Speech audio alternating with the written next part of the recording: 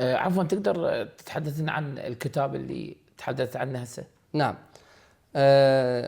ضمن استراتيجية المديرية مثل ما وضحنا سابقا، إجراء عمليات تخفيض الطلب والسعي نحو تثقيف أفراد المجتمع من خطورة آفة المخدرات.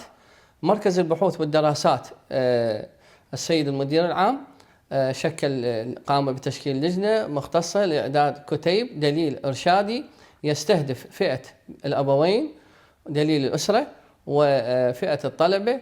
يتضمن 5 فصول يتناول تعريف بماهية جريمة المخدرات وأنواعها والعلامات